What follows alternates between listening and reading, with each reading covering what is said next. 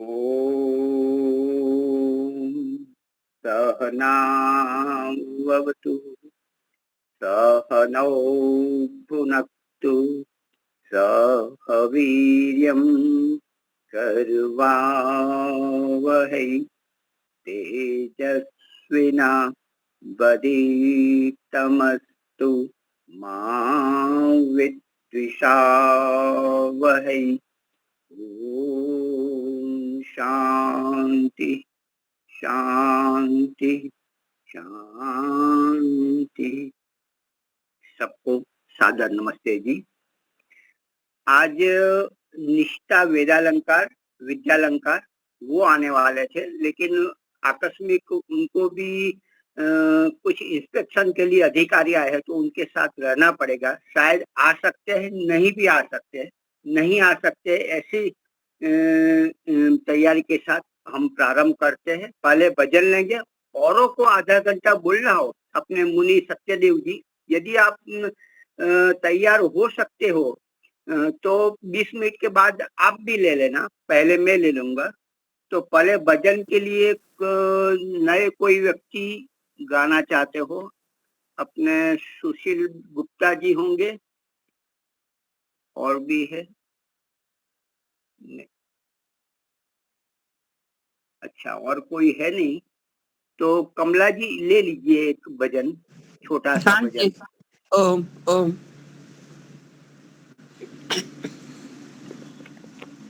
कर्ण सबको सादर नमस्ते। कण कण में जो रमा है, हर दिल में है समाया। कण कण में जो रमा है, हर दिल में है समाया।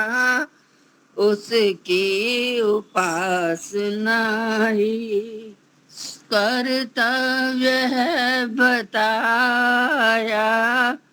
कण कण में जो रमा है, दिल सोचता है खुद वो कितना महान होगा। जितना महान जिसने संसार है रचाया। कण कण में जो रमा है, देखो ये तन के पुर्जे करते हैं काम कैसे। देखो ये तन के पुर्जे करते हैं काम कैसे। जोड़ों के बीच कोई कब्जा नहीं लगाया। कण कण में जो रमा है, हर दिल में है समाया। कण कण में जो रमा है, एक पल की रोशनी से सारा जहान चमका। एक पल की रोशनी से सारा जहान चमका। सूरज सा एक दीपक आकाश में लगाया। कण कण में जो रमा है, देखो ये गोल धरती चक्कर लगा रही है। देखो ये गोल धरती चक्कर लगा रही है। फिर की बना के ऐसी तरकीब से घुमाया। फिर की बना के ऐसी तरकीब से चलाया। कण कण में जो रमा है, हर दिल में है समाया। कण कण में जो रमा है, हर वक्त बन के साथी रहता है साथ सबके, हर वक्त बन के साथी रहता है साथ सबके, नादान पथिक उसको तो समझ भी न पाया, नादान पथिक उसको तो समझ भी न पाया, कण कण में जो रमा है हर दिल में है समाया, उसकी उपासना ही कर्तव्य है बताया, कण कण में जो रमा है। धन्यवाद जी। समय देने के लिए ईश्वर का भी धन्यवाद।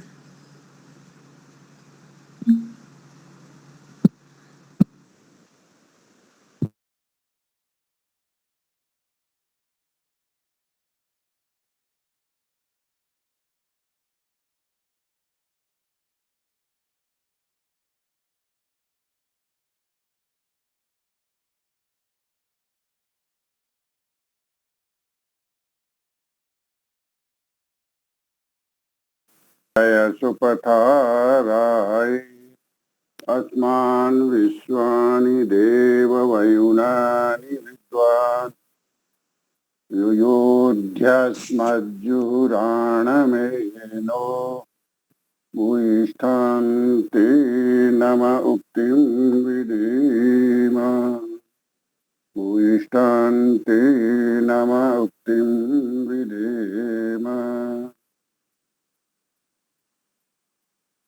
मैं वैदिक जीवन से संबंधित अथर्ववेद के एक अन्य मंत्र को लेकर के आपके सामने एक छोटी सी व्याख्या रखता हूँ। हाँ जरूर, आधा घंटा ले लीजिए, बाद में लेऊंगा। अच्छा ठीक है। ठीक है। जिसमें ब्रह्म परमेश्वर की अर्चना प्रार्थना की गई है। मंत्र इस प्रकार है, अथर्ववेद के 20वें कांड का 92वें सूक्त का 5वां मंत्र है। अर्चत प्रार्चत प्रियमेधासो अर्चत, अर्चन्तु पुत्र का उत पुरं न धृष्णम अर्चतु। यहाँ अर्चत अर्चत 3 बार आया है, यानी 3 बार का मतलब सुपरलेटिव डिग्री तक पहुंचा है। पहले सामान्य अर्थ, फिर उससे विशेष और अंत में सर्वश्रेष्ठ उत्तम इसलिए आया। प्रिय मेधास इसमें संबोधन है। परमात्मा कह रहे हैं कि हे प्रिय मेधास, मेरे प्रियजनों, उत्तम मेधा शक्ति वाले प्रेमी जनों, धृष्णु यानी शक्तिशाली ब्रह्म की, पुरम पुरम माने पूरी इस देह में, अपने इस देह में देह के समान उसकी अर्चना करो। जिस प्रकार से आप अपने इस शरीर के ध्यान रखते हो, इसके स्वस्थ रखने का प्रयास करते हो, उसी प्रकार से उस शक्तिशाली धृष्णु यानी शक्तिशाली परब्रह्म की भी यह पुरी है, यह शरीर, तो उस परब्रह्म के बारे में भी तुम अपने इस देह में अर्चना करो। और प्रार्चत, प्रमाने प्रकर्षेण अर्चत, प्रकर्षेण अर्चत इति प्रार्चत, तो अच्छे प्रकार से अर्चना करो। अच्छे प्रकार से कैसे? जो विधि विधान हमारे शास्त्रों में बताया गया है उसी विधि विधान के अनुसार परमपिता परमात्मा की हमें अर्चना करनी चाहिए।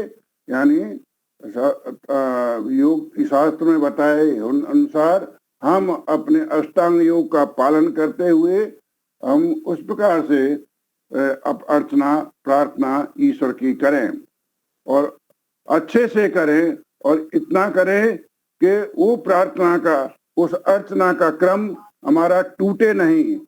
तो अर्चत तीसरी बार फिर आया है, अर्चत अवश्य ही अर्चना करनी चाहिए। तो ये अर्चना का क्रम, ये प्रार्थना का क्रम, उपासना का क्रम हमारा टूटना नहीं चाहिए। यानी नियमित रूप से वह अर्चना प्रार्थना हमारी निरंतर बनी रहनी चाहिए।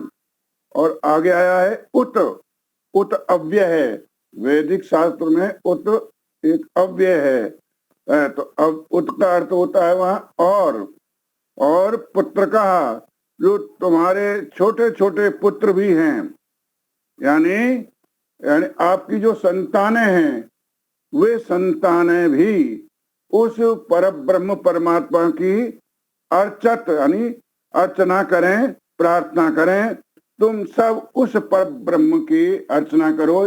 यानी आप, हे प्रिय मेदास, मेरे प्रेमी जनों, आप और आपकी सभी संतानें यानी सभी लोग ईश्वर की परब्रह्म परमात्मा की निरंतर अर्चना प्रार्थना और निरंतर अर्चना करते रहें।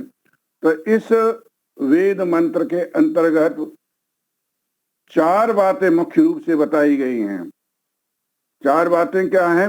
उनमें पहली बात है कि मनुष्य अपने देह के साथ जिस प्रकार से प्रेम करता है, स्नेह करता है, लगाव रखता है, उसी प्रकार से हम अपने इस देह में परब्रह्म परमात्मा की स्थिति मानते हुए, हमारी हृदय गुहा में परमात्मा बैठे हैं ऐसा मानते हुए हम उस परब्रह्म परमात्मा की अर्चना करें, पहली बात।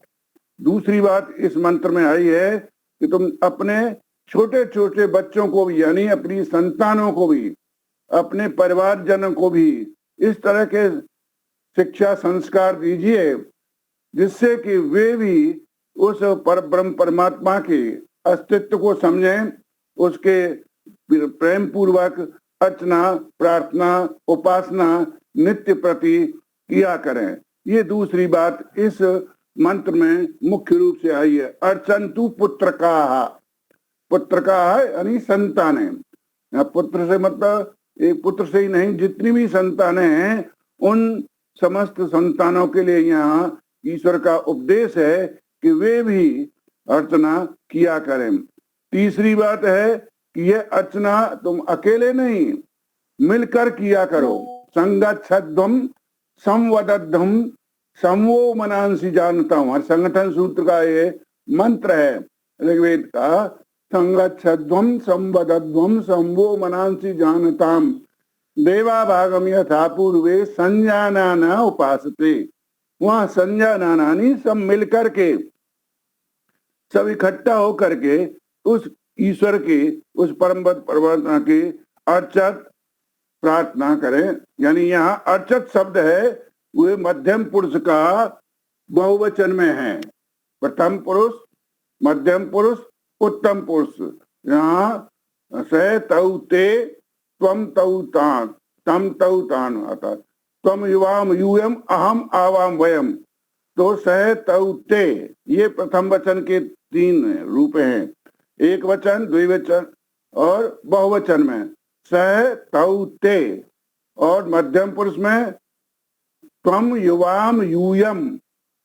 तो यहाँ पर जैसे यूयम आता है मध्यम पुरुष बहुवचन में, ऐसे ही यहाँ अर्चत आया है।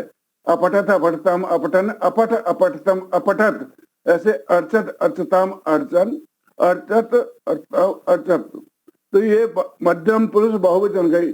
ईश्वर को हमेशा मध्यम पुरुष में ही हम पुकारते हैं, त्वम कह के। त्वमेव माता च पिता त्वमेव बंधुश्च सखा। तुम्हें वो मध्यम पुरुष के ईश्वर हमारे मध्य में है, इसलिए मध्यम पुरुष में ही उनको हम पुकारते हैं, तो ये बहुवचन में है। तो सब परिवारी जन, सब संतान जन हैं, वे सब मिल करके उस परम पिता परमात्मा की अर्चना, पूजा, सेवा, सत्कार और उपासना किया करें। इससे यह सिद्ध हो रहा है इस मंत्र में कि हम अकेले नहीं बल्कि सामूहिक रूप में मिलकर के पारिवारिक जन इकट्ठा होकर के भी परमात्मा की नित्य प्रति उपासना किया करें। यह उपासना का एक वैदिक प्रमाण हमारे सामने अथर्ववेद के इस मंत्र से हमें मिल रहा है। चौथी बात परमात्मा की यह है कि अर्चना किया करो, अन्य किसी देवी देवता की नहीं, किंतु सबसे अधिक जो धृष्णु का मतलब है जो सबसे अधिक शक्तिशाली है। परमात्मा हमारे सबसे अधिक शक्तिशाली हैं, वे सर्वमान्य हैं और सर्व जगत में व्यापक हैं। इसलिए ऐसे उस शक्तिशाली परमात्मा की हमें हमेशा उपासना, पूजा, सत्कार करना चाहिए। ये चार बातें इस मंत्र के अंतर्गत बताई गई हैं। अब इस मंत्र के बाद में एक मंत्र और लेकर के अपनी बात पूरा करूंगा। मंत्र क्या था? मंत्र का प्रथम अक्षर क्या था? मतलब मैं बताता हूँ। ये अथर्ववेद के 20वें कांड के 92वें सूक्त का 5वां मंत्र है। 20, 92, 5 मंत्र के शब्द हैं अर्चत, प्रार्चत, प्रिय मेधासो अर्चत। तो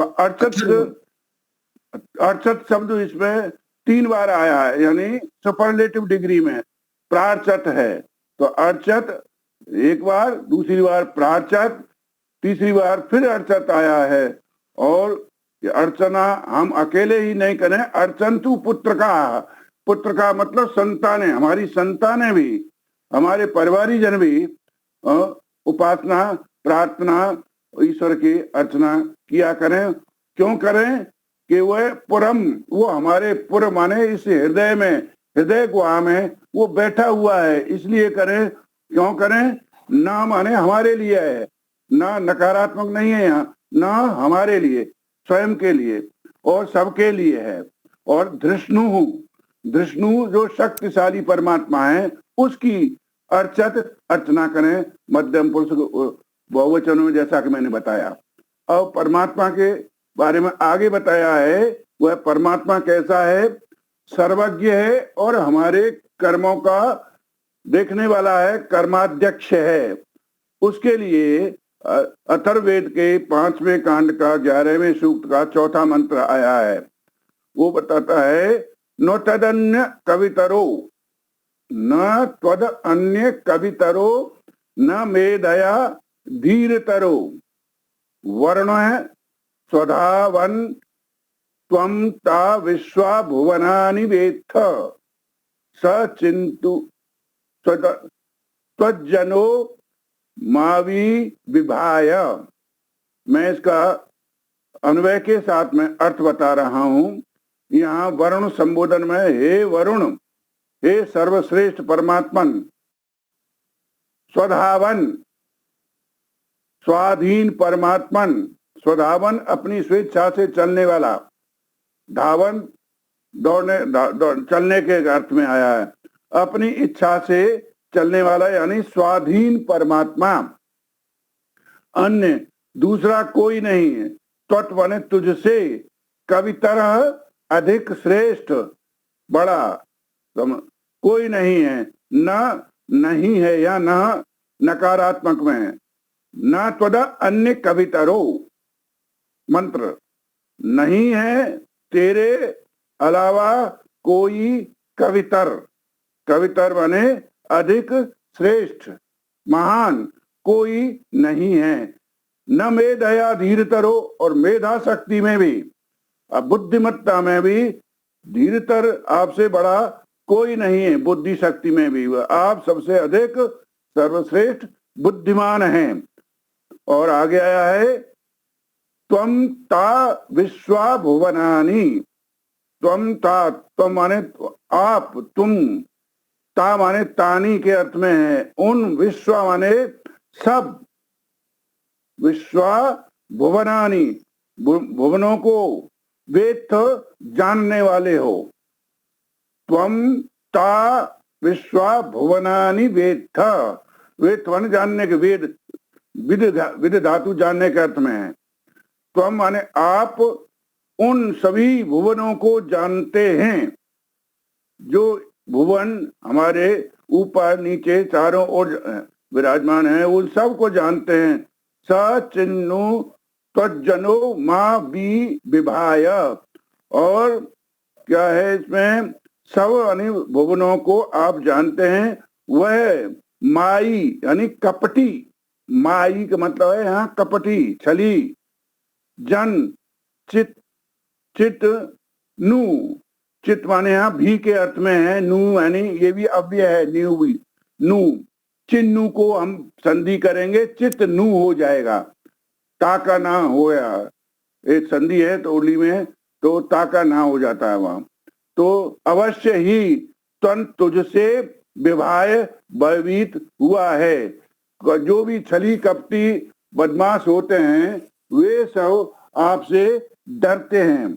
आप सर्वश्रेष्ठ शक्तिशाली हैं। न त्वदन्न कवितरो न मे दया धीरतरो, आपके बराबर न तो कोई कवितर है यानी कोई श्रेष्ठ है, और न कोई बुद्धि में आपसे श्रेष्ठ है, बुद्धिमान कोई दूसरा है। और स्वधावन, आप अपनी इच्छा से चलने वाले हैं, स्वेच्छा पूर्वक आप जहाँ चाहे वहां जा सकते हैं। हे वरुण, हे सर्वश्रेष्ठ भगवान, आप इस प्रकार के हैं। और त्वमता विश्वा भुवनानि वेत्थ, आप सारे विश्व, सारे जगत के सारे लोगों को जानते हैं। और चित नु स्वतन्नो मावी विवाय, और आपके इस शक्तिशाली रूप के कारण ही जो छली कपटी लोग हैं वे अवश्य ही आपसे भयभीत हुआ करते हैं।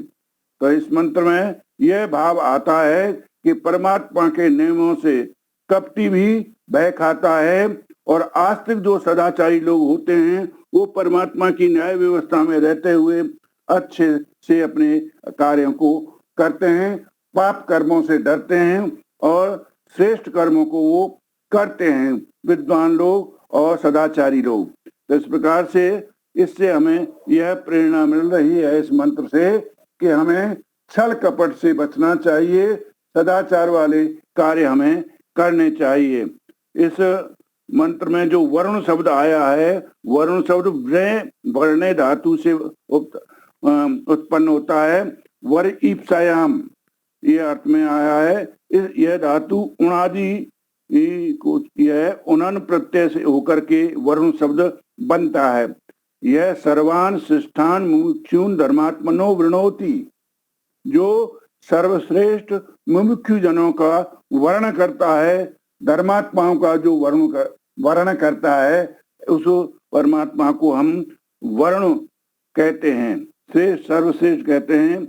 और दूसरी व्याख्या है कि शिष्टई मुमुक्षु ही व्रियते वर्यते, जो शिष्ट मुमुक्षु जो मोक्ष की इच्छा रखने वाले हैं, जिनका वर्ण करता है उसको वर्ण कहते हैं। तीसरे व्याख्या इसमें दी है स वरुण परमेश्वर, वह परमात्मा वरुण है, परमेश्वर है। वर्णो नाम वर श्रेष्ठ, यह 27 प्रकार के प्रथम समुल्लास में आया है। वर्णो नाम वर श्रेष्ठ है। इस प्रकार से इसमें वर्ण परमात्मा को सर्वश्रेष्ठ बताया गया है। वह दुष्टों को पसंद नहीं करता और वह अच्छे जनों की हमेशा सहायता करता है। वह वर्ण कैसा है? स्वधावन है, वह अपने अधीन है, किसी के पराधीन नहीं है, अतः स्वतंत्र रूप से अपने कर्मों को करता है और जो दूसरे लोग हैं उनके कर्मों का फल देता है। बुरे कर्मों का बुरा फल और अच्छे कर्मों का अच्छा फल वह वरुण देवता दिया करते हैं। और वह वरुण देवता कैसा है? विश्वा भुवनानि वेत्थ, वेत्थ विद धातु से वेत्थ शब्द बनता है, तो वह विश्व माने संपूर्ण, भुवनों माने लोगों को वो जानता है, वह सर्वज्ञ है, हमारे विचारों तक को वह जानता है। हमारा कोई भी कर्म उससे छुपा हुआ नहीं रहता है, वह सर्वज्ञ है। अतः न हम उससे धोखा दे सकते हैं और न उससे कोई चीज को छुपा सकते हैं। इसलिए हम बुरे कर्मों से बचें और उस वर्ण के दंड से बचें। मायावी जो लोग होते हैं, छली कपटी मायावी जो लोग होते हैं, वे यदि कभी कोई छल कपट करते हैं तो उन कर्मों का भी देखने वाला वरुण देवता है, और यथा योग जैसे इसके कर्म होते हैं वैसा ही उनको फल देता है। यानी कुकर्मों का, कुसंस्कारों का, पाप कर्मों का कोई छुटकारा नहीं, उनका दंड मिलना अवश्यंभावी होता है। ऐसे परमात्मा देव की उस वरुण देव का हमें चिंतन, मनन, विचार करना चाहिए और अपने जीवन में सत्कर्मों की ओर हमें बढ़ते रहना चाहिए। इन्हीं शब्दों के साथ मैं अपनी वाणी को यहाँ पर विराम देता हूँ। आपने समय दिया, बहुत बहुत धन्यवाद। आपका भी बहुत धन्यवाद। हमने आकस्मिक कहा और आपने बड़ी अच्छी तरह से विस्तार से व्याकरण समझाते हुए भी किया, और ये भी कि हमने मंत्र द्वारा ईश्वर के गुण जाने, उनका स्वरूप जाना। अब हमें क्या करना है, उन पर भी ज्यादा जोर लगाया जाए, क्योंकि वही हमें क्या लेना है, हमें क्या लाभ होना है, उन पर भी जोर लिया जाए तो और अच्छा बढ़िया बन जाएगा। बहुत बढ़िया। तो मैं अपना विषय लेता हूँ। मैं बीच में स्किप करना पड़ा, क्योंकि किसी का, अपने निष्ठा जी का फोन आया, तो उन उठाने से ये आवाज बिल्कुल कम हो गई, तो मुझे स्विच ऑफ करके फिर से पुनः आना पड़ा, तो उसमें समय लगा। तो मैं अभी अपना विषय थोड़ा सा मैं लेता हूँ।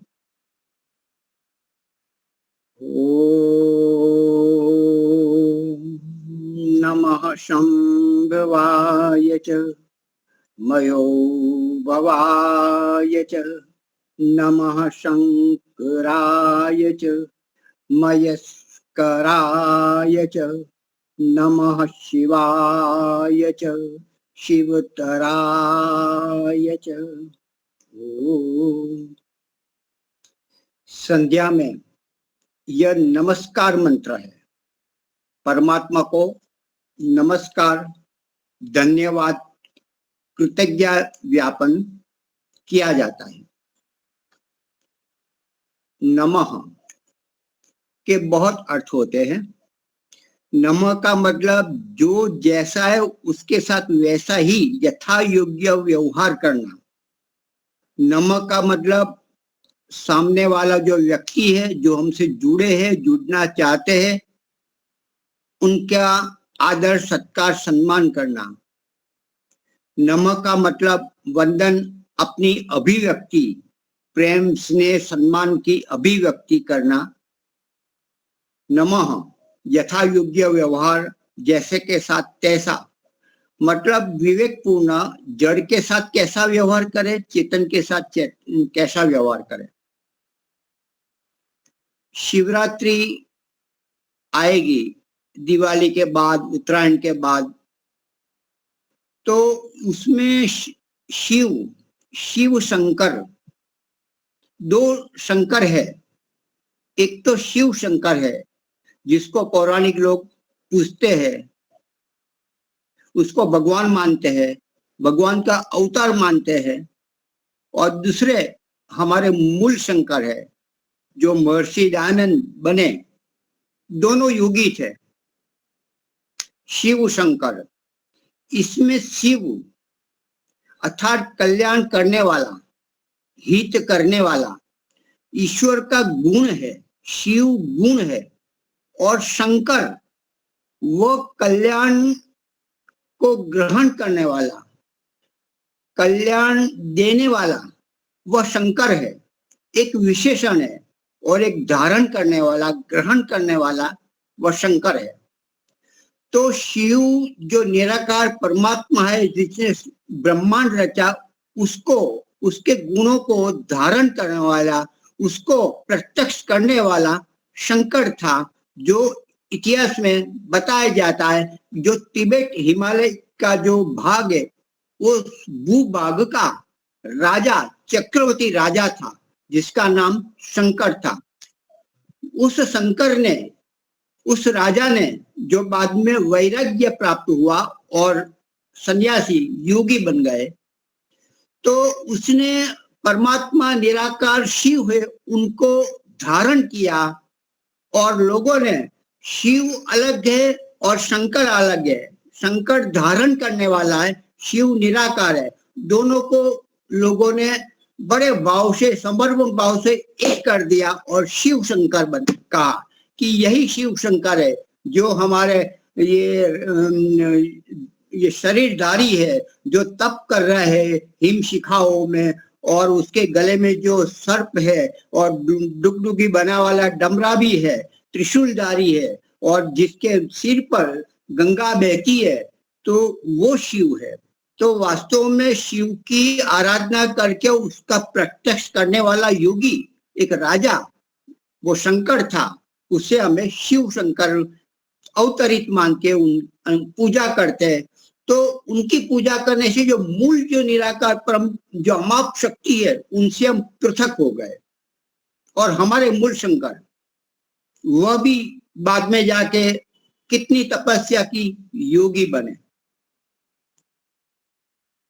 तो शिवरात्रि के दिन हमारे मूल शंकर बालक सच्चे शिव को प्राप्त करने की जिज्ञासा से तप कर रहे हैं, पूरी रात जाग रहे हैं, सब सो गए, पिताजी भी सो गए 12-2 बजे।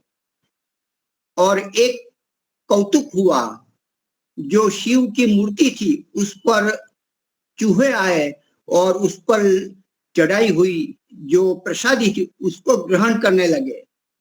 तो उनके मस्तिष्क में प्रश्न उठा, ये कैसा शिव जो अपने खुद की रक्षा नहीं कर सकता, ये सच्चा शिव नहीं है।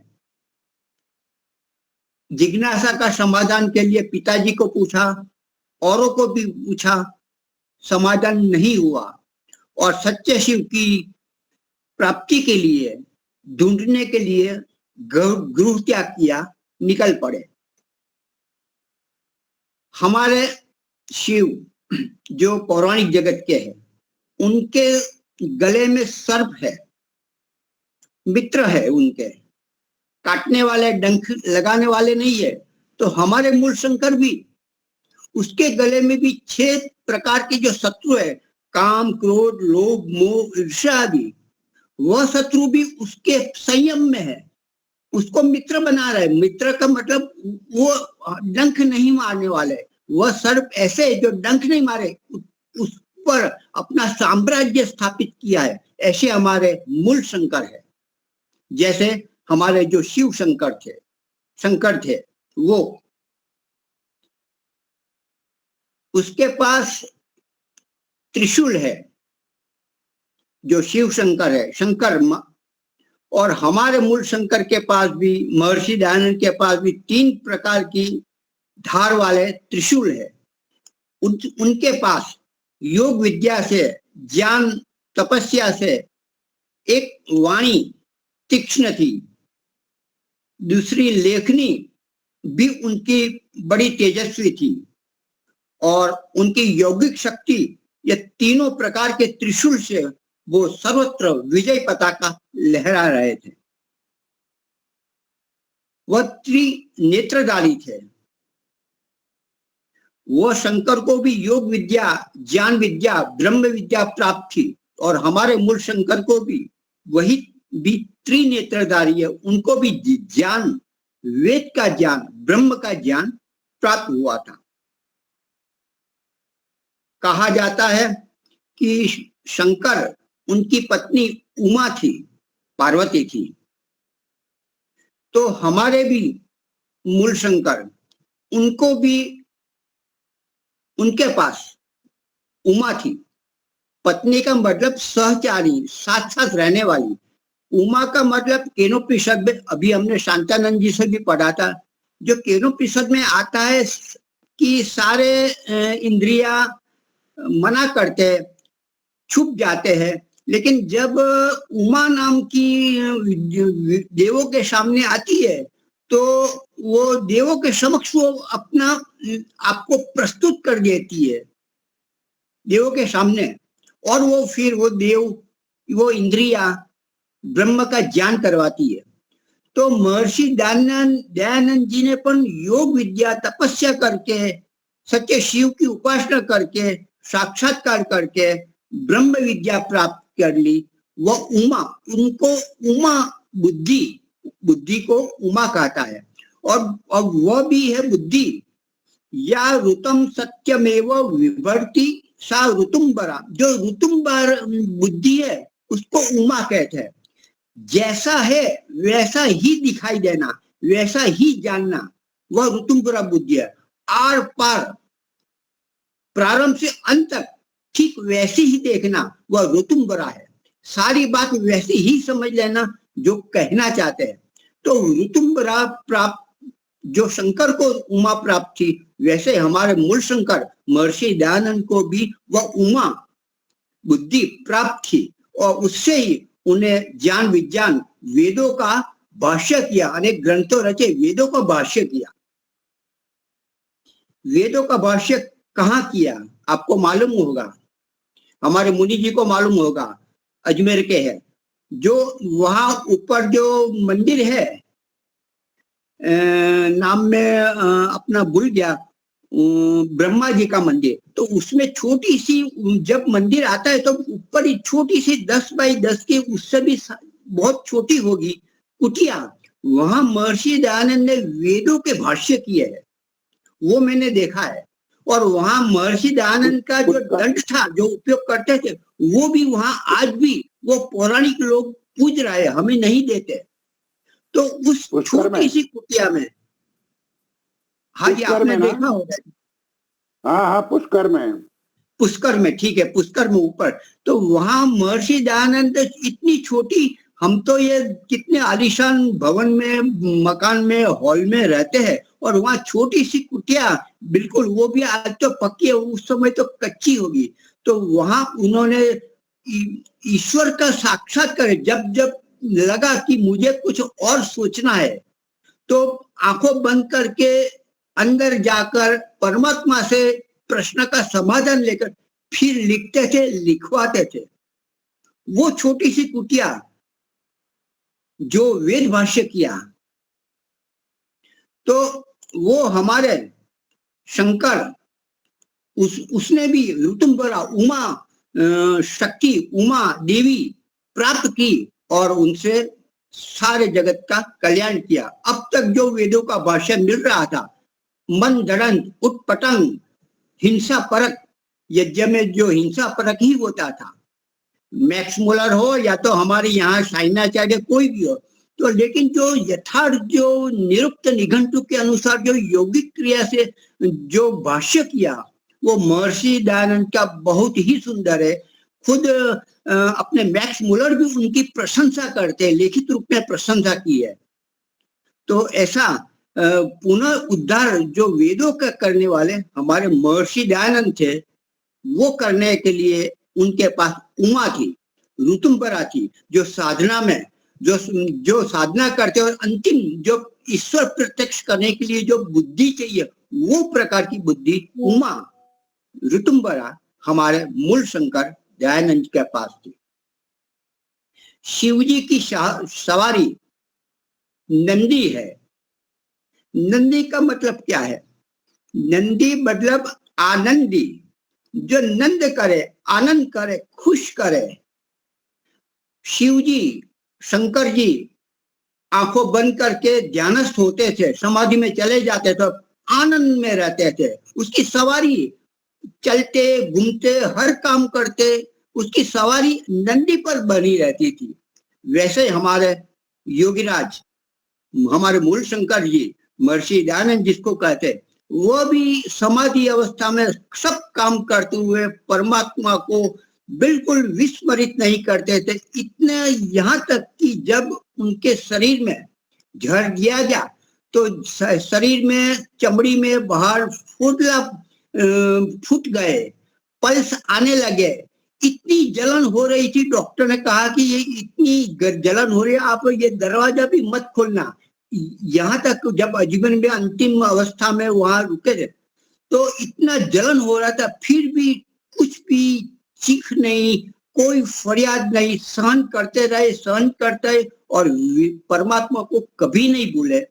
और अंतिम समय में भी लगा कि अभी यह शरीर काम नहीं दे सकता, अभी प्रभु की इच्छा है कि बस ये शरीर छोड़ना ही पड़ेगा।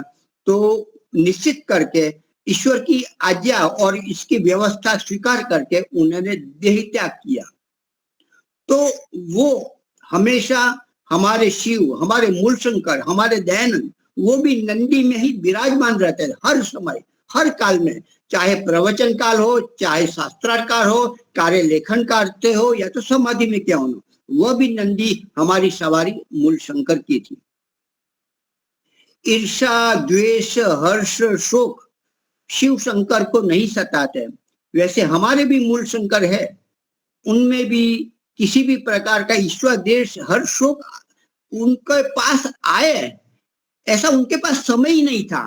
कामना आकर उसे सताए, ऐसा सोचने का, ऐसा देखने का, ऐसा विचार करने का स्वामी जी के पास समय ही नहीं था। उनको काम करने के लिए, लोगों के बीच में अपनी विद्या, अपनी योग प्रस्तुत करने के लिए केवल उनको 10, 12, 15, 20 वर्ष नहीं मिले हैं और चले बसे। और वो भी जानते हैं कि मेरा शरीर तो मजबूत है, लेकिन लोग मुझे इस शरीर में नहीं रखने देंगे, ये छोड़ना ही पड़ेगा, क्योंकि बार बार जहर दिया जाता था।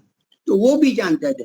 तो उनके पास कामना, कोई कामिनी फटकती नहीं थी, अंदर से बाहर से भी। और बाहर से भी जो नृत्यांगना या तो कुर्वेश्या को भेज जाता था, वो भी उनको समर्पित हो जाती थी और अब क्षमा मांगती थी कि मुझे तो ऐसा मजबूर किया गया है, वास्तव में आपको नमन करता हूँ, वंदन करता हूँ। तो ऐसी कामना से भी दूर रहने वाले हमारे मूल शंकर थे। आज महर्षि दयानंद को आर्य समाजी हम सब वास्तव में भूल चुके हैं, जानबूझकर भूल चुके हैं। जहां देखो आर्य समाज मतलब क्या? आर्य समाज मतलब जो भावना महर्षि दयानंद की थी कि वह श्रेष्ठ जनों का समूह जो वेद, ज्ञान, विज्ञान का प्रचार करे। और हमने केवल शादी का एक हॉल, एक शादी का ही रखा है, उसका मॉडल भी वैसा ही रखा है, कोई मंदिर जैसा नहीं। भले हम मूर्ति ना रखें, भले हम तस्वीर ना रखें और पूजा ना करें, लेकिन जो पौराणिक लोग, हम कहीं भी जाते हैं तो वो पहले एक पगला, एक प्रारंभ करते हैं तो उसको नमन करते हम जाते हैं। वो भावना हमारे आर्य समाज मंदिर में बिल्कुल नहीं है। जहाँ वेद के प्रवचन होते हैं, भजन होते हैं, अच्छी अच्छी कथाएं होती है, वहां ही उसी कुछ घंटे के बाद शादियां होती है। जो पवित्रता होनी चाहिए, जो पवित्रता पौराणिकता के पास है, वो ध्यान करते हैं, उनका एक अलग होता है। मंदिर में भी और हमारे उनके घर में भी वो एक ही वस्त्र पहनते हैं, एक ही स्थान पर बैठते हैं, एक ही समय पर बैठते हैं। जो पौराणिक लोग हैं उनको ये श्रद्धा है, वो पौराणिकता नहीं है, वास्तव में उनके पास वैज्ञानिकता है, वो जाने अनजाने उन्होंने संभाल रखी है। और हम बड़े ज्ञानी हो गए, वो वैज्ञानिकता हम नहीं समझते और पौराणिकता करके हम छोड़ दिया। हम संध्या करते हैं क्या एक ही वस्त्र पहनते हैं? क्या एक ही समय में करते हैं? क्या एक ही स्थान पे करते? नहीं करते। आर्य समाजों ने आर्य समाजी होना दिखावा रखा है, हम वास्तव में आर्य समाज नहीं है। आर्य समाजी का मंदिर, उनके व्यवस्था करने वाले कौन है? जो दाता है वो है, जो सेठ लोग है वो है, जो वर्षों से बैठे हुए वो ही है। चाहे कुछ भी हो, लेकिन युवा को नहीं आने देते।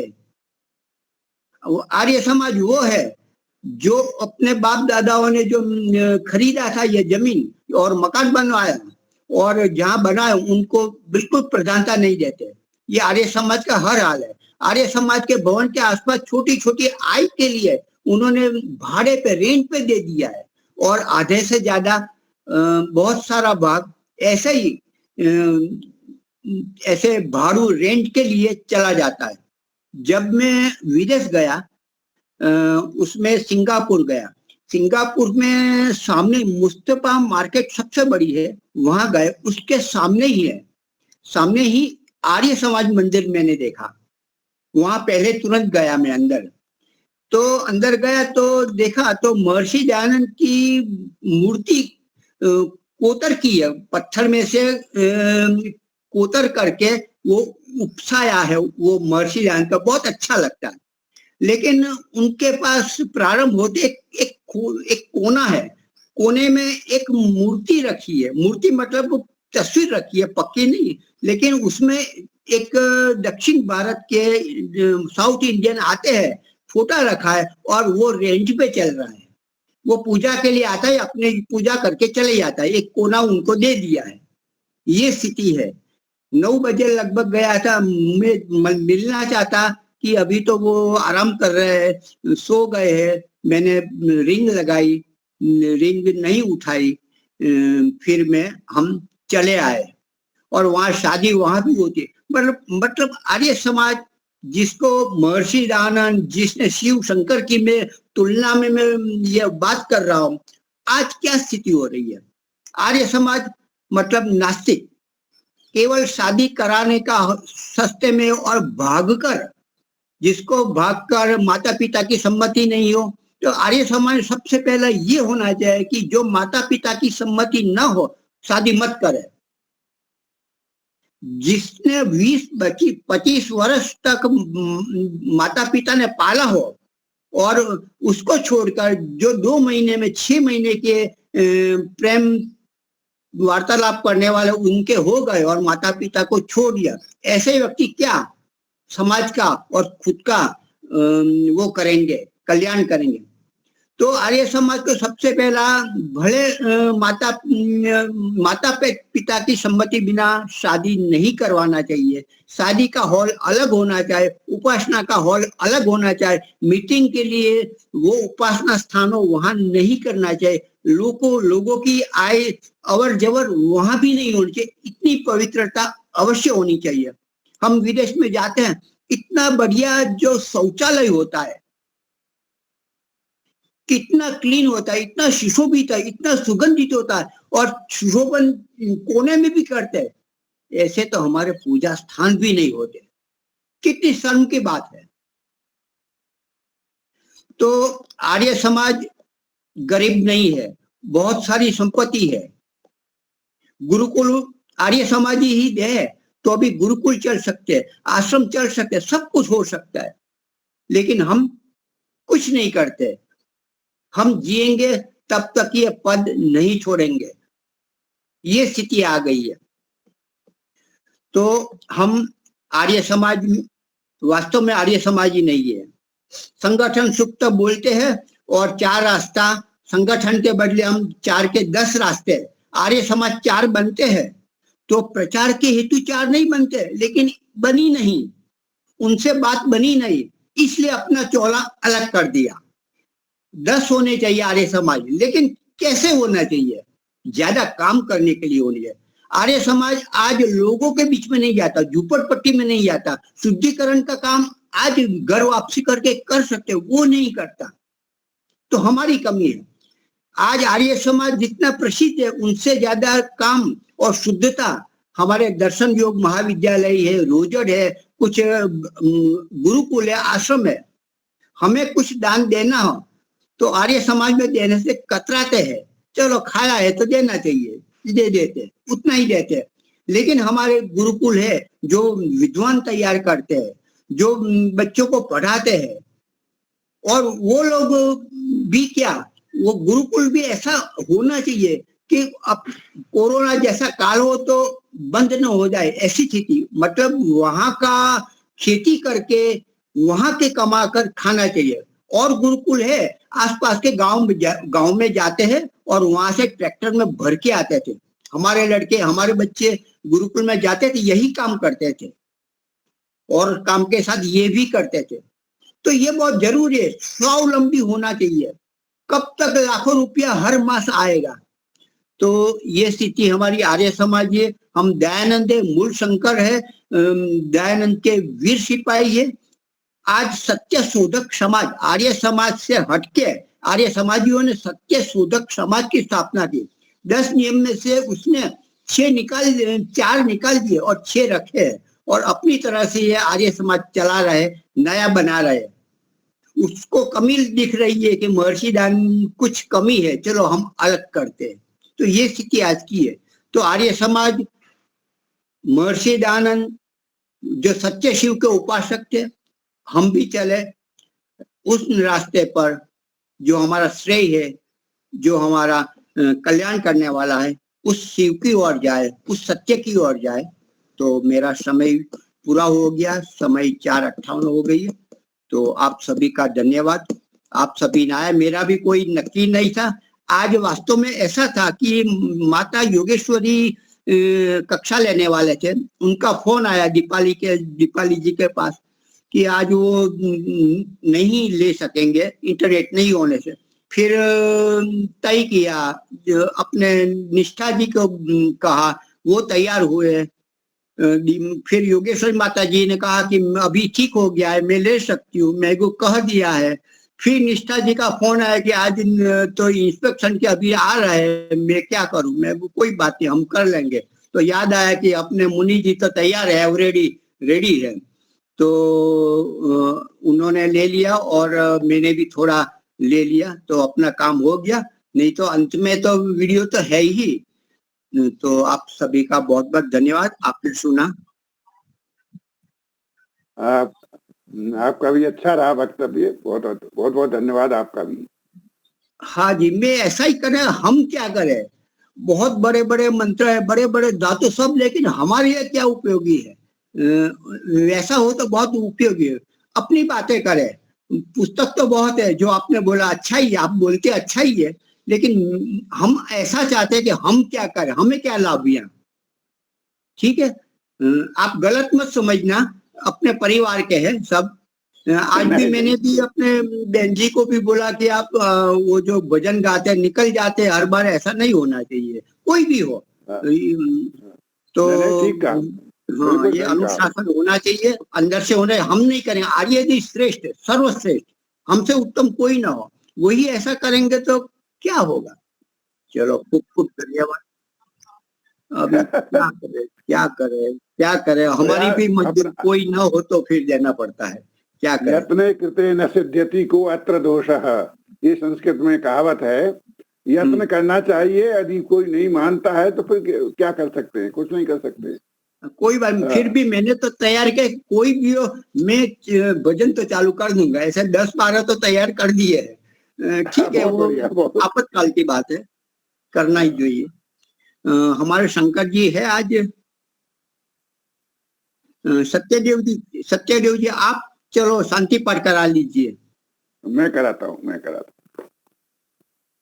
ओम द्यौः शांतिरंतरिक्षं शांति पृथ्वी शांतिरापः शांतिरोषधयः